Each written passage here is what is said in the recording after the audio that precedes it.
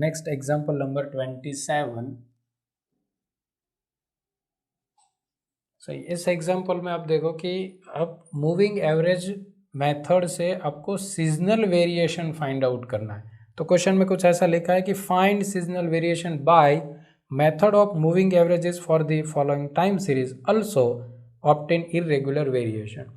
देखो ये आल्सो करके इरेगुलर वेरिएशन यदि आपको पूछ लेते तो आपको एडिशनली उसको करना है। यदि नहीं पूछते क्वेश्चन में तो आपको सिर्फ सीजनल वेरिएशन तक ही एग्जाम्पल सॉल्व करना है। और यहाँ पर दो सिमिलर वर्ड है, सीजनल वेरिएशन और सीजनल इंडिसेस।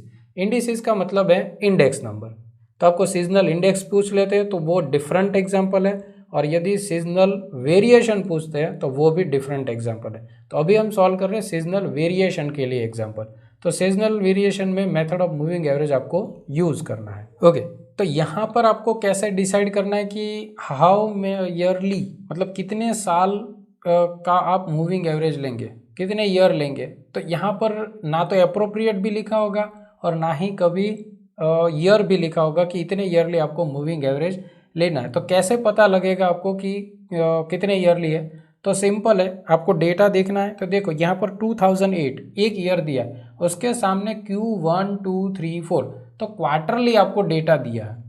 तो क्वार्टरली आपको डेटा दिया मतलब एक साल के अंदर 4 क्वार्टर होते, तो वो 4 ईयरली मूविंग एवरेज हो गया। उसकी जगह पर एग्जांपल नंबर 29 आप देख सकते हो। तो 29 में 3 सीजन है, समर, विंटर एंड मानसून। तो 3 सीजन है मतलब एक साल के अंदर डिफरेंट 3 सीजन के डेटा दिए, तो वो 3 ईयरली मूविंग एवरेज से आपको सॉल्व करना है। शॉर्ट में आप इतना याद रख सकते हो कि एक ईयर के अंदर आपको कितनी वैल्यू दी गई है, मतलब 1 2 3 4 5 जितनी भी वैल्यू दी है, तो उतने ईयरली आपको मूविंग एवरेज यूज करना है। ओके, सो यहाँ पर क्वार्टरली है तो क्वार्टर ईयर के अंदर 4 होते हैं, तो 4 ईयरली मूविंग एवरेज से इस एग्जांपल को सॉल्व करना है। सो 4 ईयरली मूविंग एवरेज, और हमने अभी रिसेंटली जो एग्जांपल किया है वो 4 ईयरली मूविंग एवरेज का था। तो डेटा आप उसके अकॉर्डिंग एक लाइन की स्पेस छोड़ के लिखोगे। तो यहाँ पर डेटा लिखते हैं हम सबसे पहले ईयर। तो ईयर के अंदर आप देख सकते हो 2008, और उसके अंदर आपको क्वार्टरली डेटा दिया है। तो हम जो भी डेटा दिया है उसके ऊपर कोई नाम नहीं दिया कि ये डेटा प्रोडक्शन का है, या तो ये इंडेक्स नंबर है, या तो सेल्स है, कुछ भी नहीं है। तो हम हमारा जो नोटेशन है कैपिटल वाई वो डायरेक्ट लिख देंगे। सो ये डेटा लिखते हैं 2008, उसके अंदर Q1, तो Q1 की वैल्यू है 50। नेक्स्ट है Q2, तो Q2 की वैल्यू है 45, Q3, Q4। तो यहाँ पर ये भी याद रखना है साथ में कि ऐसे जो रो वाइज आपको डेटा दिया है उसको आप एक कॉलम में कैसे लिखोगे। तो कुछ नहीं, सिंपली डेटा को आप रो वाइज कंटिन्यू लिखते जाओ कॉलम में, सिंपल याद रखना है। सो 2008 का Q1 2 3 4, फिर 2009 का Q1 Q2 Q3 Q4, और साथ में ये भी याद रखो कि इसमें आपको डेटा एक लाइन की स्पेस छोड़ के लिखना है। अब आपको ये समझ में आ गया। तो जब भी आप डेटा लिखते हो तब आप एक लाइन की स्पेस छोड़ के लिखोगे। So next 2010 Q1 Q2 Q3 Q4 and 2011 Q1 Q2 Q3 Q4। Okay, so next अब डेटा देख के लिख देते हैं। First 50 45 48 53 52 47 49 41 51 45 48 52 55 46 again 46 and last one is 51। तो ये हमने डेटा लिख दिया। अब हमें सबसे पहले 4 ईयरली मूविंग एवरेज मतलब 4 ईयरली टोटल कर देना है। 4 ईयरली टोटल, तो 4 ईयरली टोटल करेंगे तो फर्स्ट 4 ईयर का टोटल करेंगे, और सेकंड और थर्ड के बीच में जो एक लाइन की स्पेस होगी उसके अंदर आप आंसर लिखोगे। सो इसका टोटल आपको मिलेगा 196, तो फर्स्ट 2 ईयर यहाँ पर missing, so next total 198, next total 200, again 200, 189, 188, 186, 185, 196, 200, 201, 199, 198 और लास्ट 2 वैल्यू मिसिंग। सो अब 2 ईयरली टोटल करना है। इसमें क्वार्टरली डेटा दिया है तो आप ईयर की जगह पर क्वार्टर वर्ड भी यूज़ कर सकते हो और ईयर लिखोगे तो भी सही है। सो अब 2 का टोटल करना है, मतलब फर्स्ट 2 मिसिंग और ये जो 2 ईयर का टोटल आप करोगे वो उसके बीच में आप लिखोगे। सो फर्स्ट 2 ईयर का total 394, next second and third year का total 398, next 401, 390, 377, 374, 371, 381, 396, 401, 400, 397 and last 2 value missing. So 2 yearly total हो गया। अब हमें ट्रेंड फाइंड आउट करना है। ट्रेंड मतलब एवरेज, तो हम एवरेज यहाँ पर फाइंड आउट करेंगे और जिसका नाम हम देंगे कैपिटल टी और ओरिजिनल डेटा कैपिटल वाई। सो यहाँ पर आपको फिर से पता है कि डिवाइड बाय कितना करना है, 8, क्योंकि 4 + 4 ईयर का टोटल आपने यहाँ पर जो लिखा है तो ये हो गया 8 ईयर का total. So divide by 8, 394 divide by 8, answer 49.25। So next answer 49.75, मतलब डिवाइड बाय 8 आप करोगे तो ये इस तरीके से आपको आंसर मिलेंगे। So next answer is 50.13, 48.75, 47.13, 46.75, 46.38, 47.63, 49.5, 50.13, 50, 49.63 and last 2 value missing. So next, short term fluctuation, मतलब कैपिटल Y माइनस टी। तो कैपिटल Y मतलब ओरिजिनल डेटा और उसमें से ट्रेंड को माइनस करना है। So again first 2 value missing और थर्ड वैल्यू है 2008 का Q3, तो 48 माइनस 49.25, तो इसका आंसर आपको मिलेगा -1.25। फिर नेक्स्ट है 53 माइनस 49.75, तो answer 3.25। Next answer 1.87, next -1.75, 1.87 minus 5.7, 4.62 minus 2.63 minus 1.5, 1.875 minus 3.63 and last 2 value missing. So यहाँ तक आपको मूविंग एवरेज मेथड में जो भी करते हो वो यहाँ तक कंप्लीट कर देना। यहाँ से आगे 2 कॉलम है। यदि यहाँ पर आपको अल्सो कैलकुलेट इरेगुलर वेरिएशन नहीं लिखा होता तो आप इस टेबल को यहाँ तक रख सकते हो, लेकिन यदि आपको एडिशनली लिख दिया है कि इसमें आपको इरेगुलर वेरिएशन कैलकुलेट करना है तो आप यहाँ पर सीजनल वेरिएशन पहले लिखोगे, सीजनल वेरिएशन,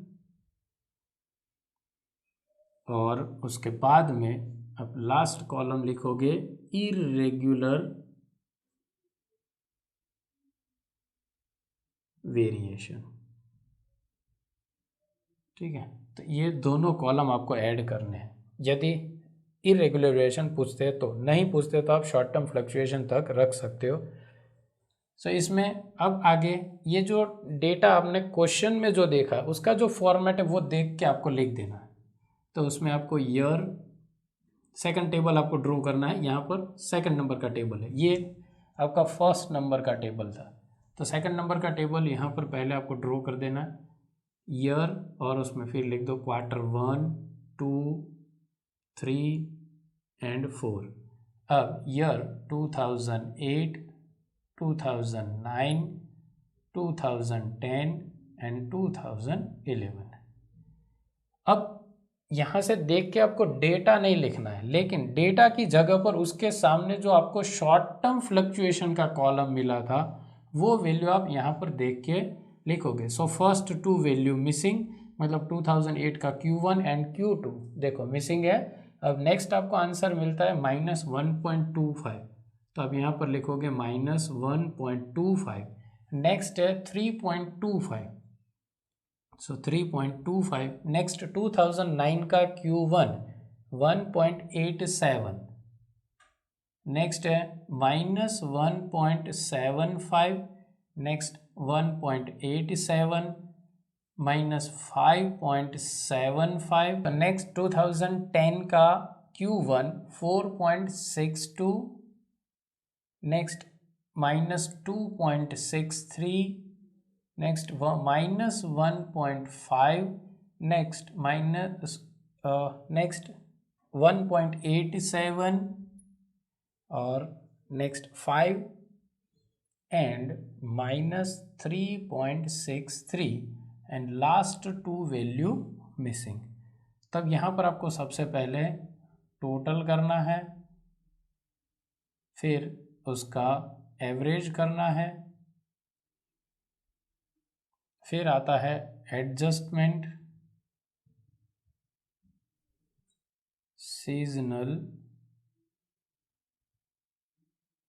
वेरिएशन। ओके, तो यहाँ पर सबसे पहले हम टोटल एंड एवरेज लिख देते हैं।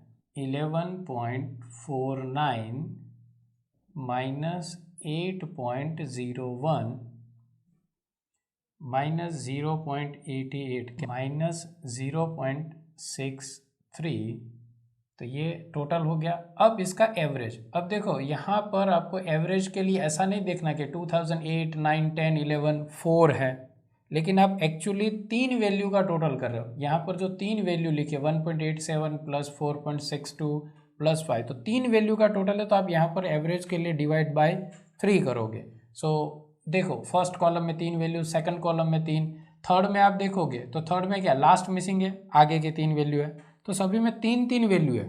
तो आपको पर्टिकुलर क्वार्टरली देखना है कि इस क्वार्टर का आपने जो 11.49 टोटल किया वो कितनी वैल्यू का है, तो यहाँ पर डिवाइड बाय 3। कई बार स्टूडेंट गलती करते हैं कि यहाँ पर देख लेते कि तो 4 है, लेकिन आपने एक्चुअली 4 वैल्यू का टोटल नहीं किया है, आपने टोटल सिर्फ 3 वैल्यू का किया, तो आप डिवाइड बाय 3 करोगे। सो नेक्स्ट एवरेज मतलब divide by 3, so 11.49 divide by 3, 3.83, next -8.01 divide by 3, -2.67, next -0.88 divide by 3, -0.29 and last -0.21। So next हमें फाइंड आउट करना है एडजस्टमेंट।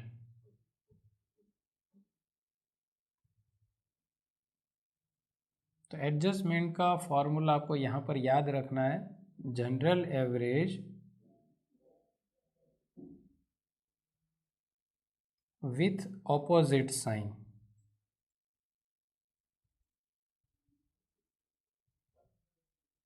और ऑपोजिट साइन की जगह पर आप निगेटिव साइन वर्ड भी लिख सकते हो, और जनरल एवरेज की जगह पर कई जगह पर टेक्स्ट बुक में ग्रांड एवरेज वर्ड भी यूज़ किया है। दोनों का मीनिंग सेम है, वर्ड अलग अलग है। यहाँ पर भी ऑपोजिट साइन, उसके जगह पर आप नेगेटिव साइन भी वर्ड यूज़ कर सकते हो। तो इसका मतलब क्या है, हम कैलकुलेशन करते हैं और देखते हैं। सो जनरल एवरेज का मतलब है कि एवरेज का आप फिर से एवरेज निकालोगे। तो यहाँ पर आपको जो एवरेज मिला है उसका हम टोटल करेंगे 3.83 minus 2.67 minus 0.29 minus 0.21 divide by 4, मतलब आपने यहाँ पर 4 वैल्यू का टोटल किया है तो हम यहाँ पर लिखेंगे डिवाइड बाय 4। सो आपको आंसर मिलता है 0.17। ऑपोजिट साइन आपने वर्ड यूज़ कर रहे हो और आंसर आपको प्लस में मिला, मतलब इसका ऑपोजिट होगा -0.17। और यदि आपने वर्ड यूज़ किया है निगेटिव साइन तो आप पहले से यहाँ पर माइनस रखोगे और आंसर जो मिला वो प्लस मिला, सो माइनस प्लस माइनस हो गया। तो दोनों तरीके से ये आप याद रख सकते हो और कुछ भी लिख सकते हो। तो ये -0.17 हम यहाँ पर एडजस्टमेंट में लिख देंगे। अब सीजनल वेरिएशन का फॉर्मूला भी आपको यहाँ पर याद रखना है। Seasonal variation equal to average plus adjustment, average plus adjustment. तो इसका टोटल करना है। इन शॉर्ट यहाँ पर के जो 2 रो है उसका टोटल कर देना है आपको। सो टोटल करो 3.83 माइनस 0.17। सो यहाँ पर आपको आंसर मिलेगा 3.66 और नेक्स्ट है -2.67 और -0.17, मतलब -2.67 माइनस 0.17। सो आपका आंसर होगा -2.84। नेक्स्ट -0.29 माइनस 0.17 माइनस 0.46 और नेक्स्ट है -0.21 माइनस 0.17 माइनस 0.38। तो ये आपको सीजनल वेरिएशन यहाँ पर मिल गया।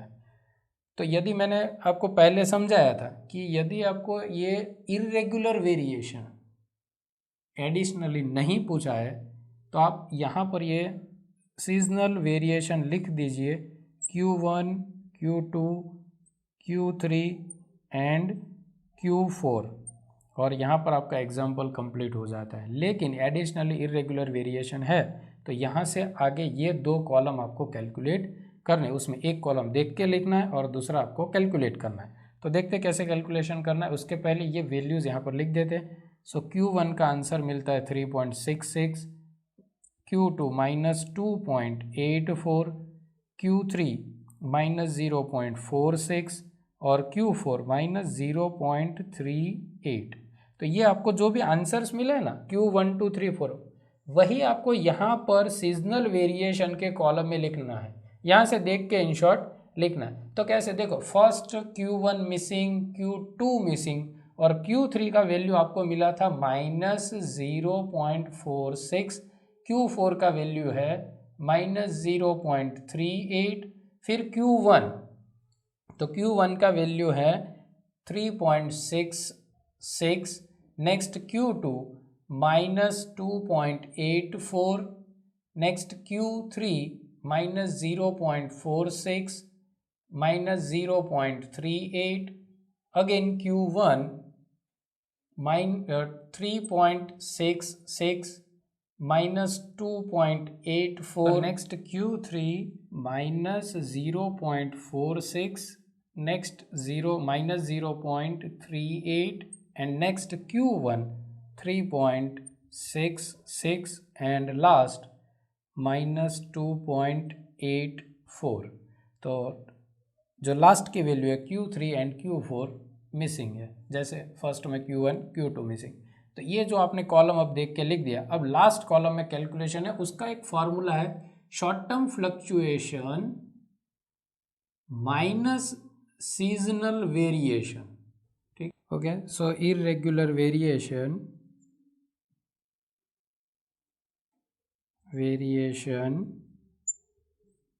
Equal to short term fluctuation minus seasonal variation.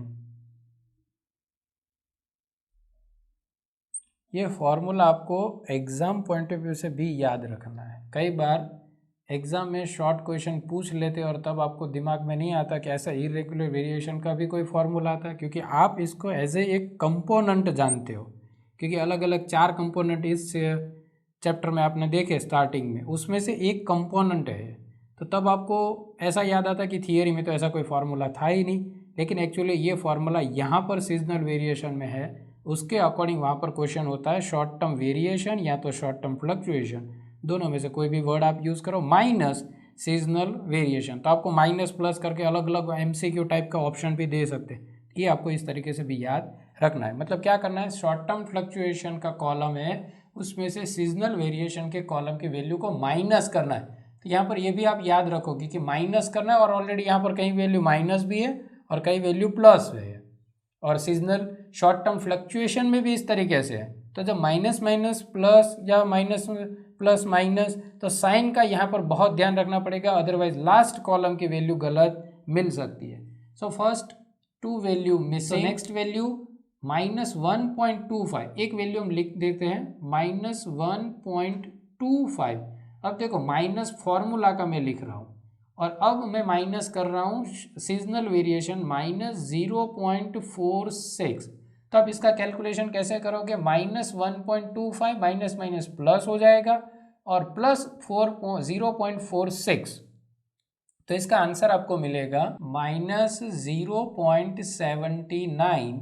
फिर इस तरीके से next calculation, so next calculation में 3.25, और इसमें से हमें माइनस फार्मूला का और -0.38, मतलब ये माइनस माइनस प्लस हो गया। सो 3.25 प्लस 0.38, और इसका आंसर आपको मिलेगा 3.63।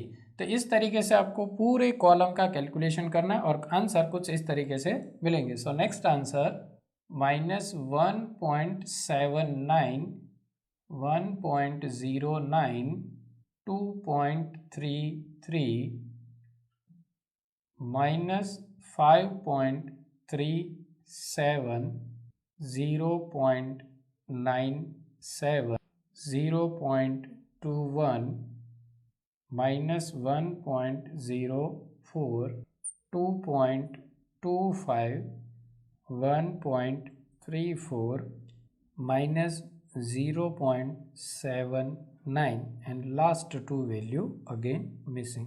तो यहाँ पर इस तरीके से इस एग्जाम्पल को हम कंप्लीट कर सकते हैं।